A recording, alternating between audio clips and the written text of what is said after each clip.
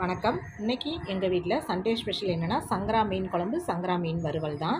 இந்த சங்கரா மீன் குழம்புக்கு 1/2 கிலோ சங்கரா மீன் வாங்கிட்டு வந்திருக்காங்க. ஒரு பெரிய எலுமிச்சை சைஸ் புளி எடுத்து நல்லா கரைச்சி அதிலேயே மிளகாத்தூள் போட்டு வடிகட்டிட்டு மிளகாத்தூள் போட்டு தக்காளி போட்டு கரைச்சி உப்பு போட்டு ரெடி பண்ணி வச்சுட்டேன். வெங்காயம், பச்சை மிளகாய் எல்லாம் நறுக்கி வச்சுருக்கேன். தேங்காயில் கொஞ்சமாக சோம்பு ஒரு 5-6 சின்ன வெங்காயம் போட்டு அரைச்சிருக்கேன். தேங்காய் சோம்பை ஃபஸ்ட்டு அரைச்சிட்டு சின்ன வெங்காயத்தை தட்டி எடுத்துக்கணும். ஒரு மண் சட்டியில் எண்ணெய் ஊற்றி வடகம் தாளிப்பு வடகம் இருந்தால் போடுங்க, இல்லைன்னா வெந்தயம் போடுங்க.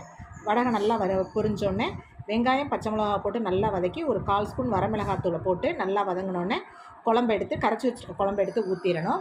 கரைச்சி வச்சிடணும். முன்னாடியே எல்லாத்தையும் எடுத்து ஊற்றி குழம்பு நல்லா கொதிச்சோடனே ஒரு கொதி வந்தோடனே தேங்காய் அரைச்சிருக்கிறத போட்டு தேங்காய் போட்டு நல்லா கொதிச்சோடனே மீன் எடுத்து குழம்புல போட்டுடணும். மீன் போட்டு ஒரு கொதி வந்ததுன்னா போதும். வந்தோடனே சிம்மில் போட்டுருங்க ஒரு 5 நிமிஷம்.